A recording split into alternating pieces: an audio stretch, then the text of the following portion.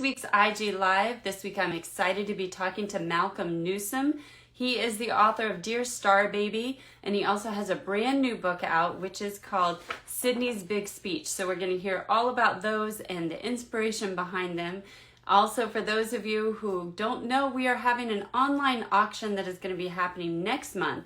So if you have any items that you can donate to that, just go to the link in our bio and it'll tell you about how to fill out the form so you can do that and help support our nonprofit so we can keep bringing you interviews like this.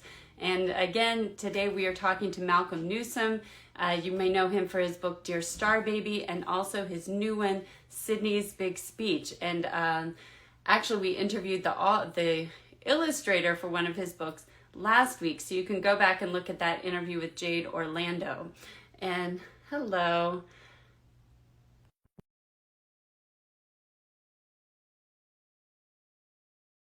We have interviews with the authors and illustrators of diverse children's books, so we can help you know more about the great books that are out there and find out the story behind the stories. Hello.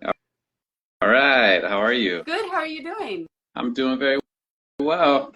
Happy Thursday. It is Thursday, right? Yeah. Yes. Happy Thursday, and thank you for taking the time to talk with us today. Absolutely. Thank you for having me. Yeah. Well, why don't we jump right in? You can tell us about yourself and what was your journey to becoming an author? All right. We're doing this. Let's go.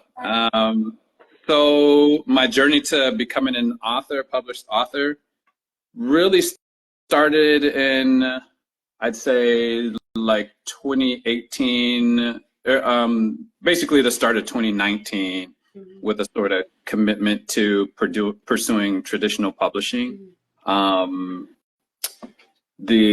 My initial sort of stabs at it were with a chapter book and like a children at the time a children's book. I called it a children's book that I had co-written with my oldest son, who he was around 8 when we wrote that thing, and so that's where I started. And most of 2019 was just trying to learn more about publishing, and then start to learn about craft and all those good things. 2020 was when I got my agent, James McGowan of Bookends Literary, and end of 2020 was my first book deal, which, interestingly enough, was actually Sydney's Big Speech. Was actually the first book deal. It just, timing wise, it released second, obviously. So that's the short sort of high level. Sounds a lot easier when you just like run through it that way, but it certainly was not easy. Yeah, and I know one of the reasons you said that you wanted to write children's books was this idea of bringing hope and possibility to young people. Why is that important to you, and why do you think that books are such a great way to do that, to bring these uplifting messages to them? Yeah, I love that question. When I think about my own life, and if I think about some of who I am, and some of the things that I even still like, some of the desires that I had either growing up or still even have now, those came from stories. And I love to tell the story, and I wish I could remember the name of this book, but one of my earliest experiences of like really sort of honing in on the fact that like, hey, I can like teach myself things from books, was this. It was a picture book that my grandma had given me, and I want to say I was in around the 3rd grade at the time, 2nd or 3rd grade, and when it was a book on mnemonic devices, and learning how to create. From there, I learned how to create mnemonics for myself to remember things. right? And so I remember using that, and I so to this day I still sort of like if I have to remember, you know, a lot of facts about a particular thing, I create mnemonics, and that came from me reading Right. in the third grade or whatever it was, um, and you know, I still want to try curds and whey. You know what I mean? Like I feel like sort of like on my lifetime, you know, bucket list, and all that's because of story. And so when I think about you know writing and writing for children, is this sort of you know I'd love to be able to plant those types of seeds for our young people now and future generations. Um, but then obviously with this sort of understanding now as an adult that that the world isn't, you know, that there is difficulty in life, right? And so if I could, if I can sort of plant some seeds of hope and possibility when they're young, then hopefully they hold on to that. Hopefully that grows with them up through their lives, right? That would be that's sort of the ultimate. I would consider that to be sort of the ultimate achievement. Right. If a young person, you know, 40 or 50 years from now is like, hey, I read some book about some girl that, you know, wanted to be president, or you know, and that helped me in some sort of way, you know, that uh, I love sort of imagining that possibility. Yeah. That's really beautiful. And speaking of you know talking about difficult issues with kids, but in a way that is uplifting. Your first book, or I should say, the first book that was published. You know, you said that wasn't actually the first one you got to deal with. Is Dear Star Baby, and that takes on grief, especially around miscarriage or stillbirth. So it's such a kind of delicate topic. How did you figure out a way to talk about it with in a way that kids could understand and relate to? And then after that, I know you've had some kind of unexpected things happen once the book was published as far as how people have used it. Yeah.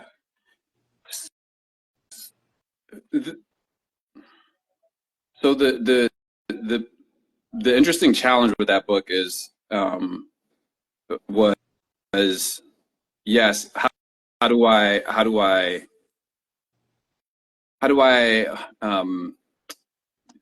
you know dive into this super heavy and tough topic in a way that not only kids, like kids, yes, is my primary audience, but also this sort of like families as a whole, or like anybody that would be sort of sharing this together. I had to keep everyone in mind, and I think that what helped me the most was sort of imagining a scenario where either the kid is reading it or an adult is reading it to the child, and trying to do my best to sort of think about the possible scenarios in which this book might be shared with them.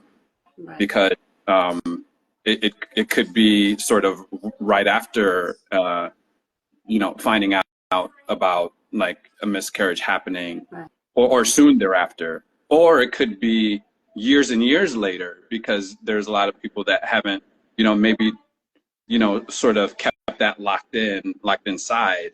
And so I just did the best I could to sort of imagine those scenarios, and approach it with as much sort of, you know, if I was sharing this with my kids, or if somebody was sharing this with me, what sort of things do I feel like, you know, would hopefully be helpful. Right. I loved it. I mean, it's so beautiful because I think this is something that's so common, but something that people still struggle to talk about. either when they're going through it or when someone they know is going through it. A lot of times we don't know what to say, or if it's happening to you, you don't know necessarily how to explain it. And like you say, it may be something that's kind of kept locked up until years later. So I know you've had some surprising things happen after the book was published. Yeah, and you know, I mentioned that I thought I thought so much about the sort of target, you know, audience being folks that are in the midst of miscarriage or pregnancy loss, and in various ways, either having dealt with it themselves or actively, you know, going through it. And but the probably the biggest surprise so far has been folks that have not had that experience personally, also sharing it with their children. And I guess I guess I just didn't really anticipate that folks would want to share it, you know, with their children, and sort of just it, it, I still hear where folks will be like, oh yeah, this is for this sort of child or this sort of situation, but probably not anything else, right? And so, but what the folks have indicated to me is that it helped their children too, because it now has helped them to understand that this is a sort of reality for people. And so in short, what I started to realize was, wow, this is an interesting sort of way to build empathy and awareness for things that others might be struggling with, which I think is, you know, can potentially be very powerful as well. Yeah, I mean, it goes back to when you're talking about like the power of stories and books to affect us emotionally, and how wonderful to have more empathy built up around this issue that is so difficult. I think that's really amazing. And moving on to your other books, so your books, one thing that I really noticed about them is they have this really wonderful father figures, and especially we need more in picture books, especially of Black fathers. Was that something you were very conscious of when you were creating them, and why do you think it's so important to have this representation? I was very conscious. It was very intentional. Yeah, because you know you don't have to look far to see negative images of Black fathers, and or to hear stats, you know, of how Black fathers are failing their children, and you know, on and on and on. And so I am, you know, a big part of this sort of hope and possibilities umbrella. Like a big part of that is like, yeah, showing that that's not the truth.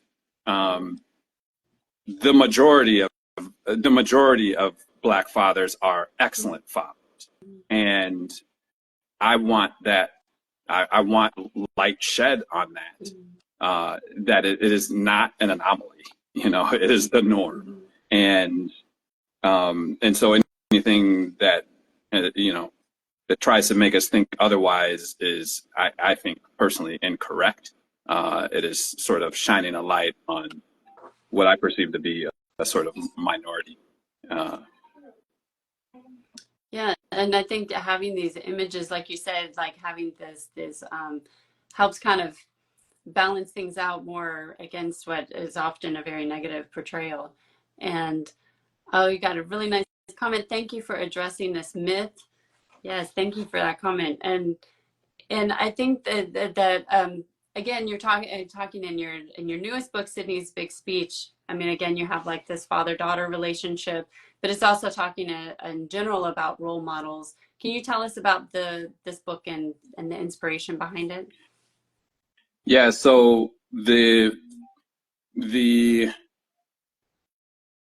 my biggest inspiration came from my own mom, who is also the book is dedicated to, in part. So it's dedicated to my mom and my two daughters. But I had the privilege of sort of growing up watching my mom and how she navigated the world, always with this sort of like kindness and, sorry, my dog's gonna go a little bit crazy right now. My wife just got home.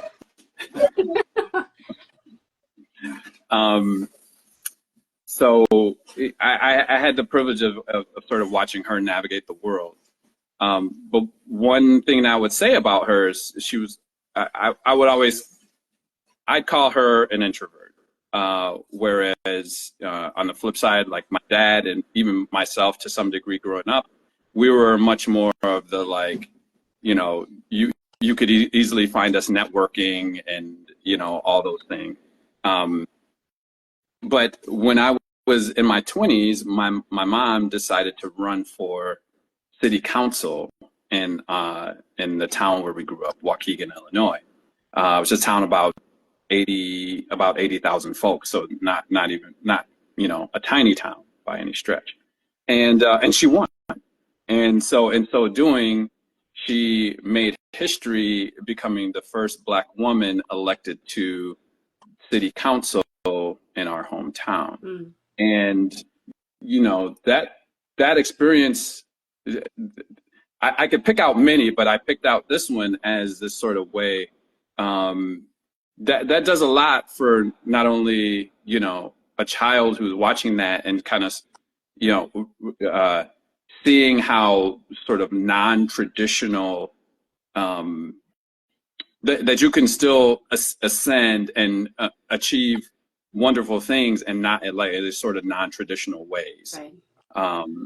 And that is sort of the undergirding of that. And so then, I thought about my daughters who were like 2 and a few months old as I was working on the first draft of this and sort of thinking about, well, what if they are shy? What if they're quiet? What if they're introverts? What if they're this or that?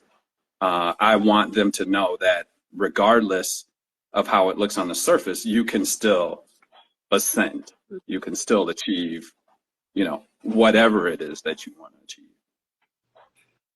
Yeah, as someone who grew up very shy, I love that perspective on it, because you often feel like in order to be a leader, you have to be very outspoken, or you have to be one of those very kind of people who doesn't mind standing up in front of the crowd. And as the main character is working to overcome her nervousness about speaking in front of other people, she's also introduced these wonderful role models, or you cover these wonderful role models. How did you decide who to include in the book? Was it hard to kind of narrow down, or did you have already a clear idea of who you wanted to feature? So there's two bits of this, and that what makes this story like, what gives it this extra layer of like, oh, this is cool, mm-hmm. At least in my mind, and that is that. So I knew that I knew that Sydney had, this sort of aspiration to be president, and so the first place then I started was, like thinking about federal, from the sort of like federal, political sphere, who else has, sort of achieved these great milestones. Mm-hmm. And so naturally you come up with Kamala Harris and Shirley Chisholm and Condoleezza Rice and Carol Moseley Braun, because they were firsts. And but what was sort of a surprise to me even is that as I started to research them, and some of this is included in the back matter, the ways in which they also sort of overcame, like Shirley Chisholm spoke with a lisp, and she talks about that, right? So imagine somebody growing up with a lisp or other speech impediment, and how they might be written off from, being a leader or somebody who effectively speaks for a living. Condoleezza Rice, considered herself an introvert. Carol Moseley Braun as well, said, hey, I only got this fear because of this job, right? So you dive a little bit deeper into their stories, and you realize, well, these stories are all very similar. And that's a wonderful, sort of beautiful thing to highlight. And that underscores the whole thing, right? That you can ascend regardless of, how it might seem on the surface. I love that. And I think most of us aren't, I would not have known that other than your book, that they had these challenges. I just want to mention a comment. It says, my son has a fear of speaking in front of his class, and it was such a beautiful blend of great history to teach him while addressing his fears. I love that. And I'm sorry, were you going to add something else about that? I don't think so. Sorry. I'm good. Yeah. Okay, I'm going to cut you off. But I'm just keeping an eye on the time, and I don't want to take up too much of your time, but why don't we maybe finish up by telling us what is next for you? Do you have, I think you have a number of books that are still coming out, right? I do, yes. I have so far 4 more that are under contract and, effectively done. They're, as far as my parts of them are concerned, they're also picture books. So yeah, we have the next few years at least, some more coming. And the very next one should be early next year. There's a story called I Am the Spirit of Justice. And this is one that's co-written with my childhood best friend. We, since his name is Jamar Tisby, we've been best friends since we were 10 years old. Wow. And he's also a New York Times best-selling author. Does a lot of work in the realm of racial and social justice. And this picture book is a companion to an upcoming adult book of his, which is called The Spirit of Justice. I've got one called The Daddy-Daughter Dance, which again is where, highlighting this, father-daughter relationships. And I'm super excited about that one. That one comes out of the sort of the inspiration behind that was my daughter during the lockdowns, asking me almost every day when we were going to have our next daddy-daughter dance, and me not having an answer to that because it was a lockdown. I have one that's really interesting and exciting called The Christmas Pickle, which is it just really has to do with sort of this Christmas pickle tradition, which is very sort of little known in our society. And so it's a fun sort of break to try something a little bit different. But I'm super excited at how that one's coming together. Yeah. And then I saw that one on the list. I thought, well, one of these is not like the other. That seemed like really different. So that's really fun. Yeah. Yeah. And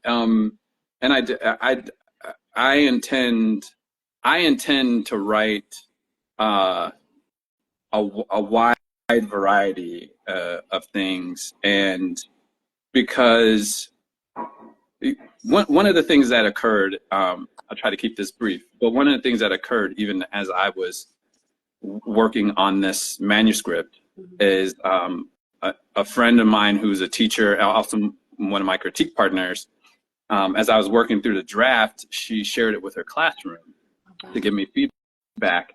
And one of the bits of feedback that she got was some of the kids didn't know what a pickle was. And it was such a profound moment for me because I understand the sort of the population that she's working with.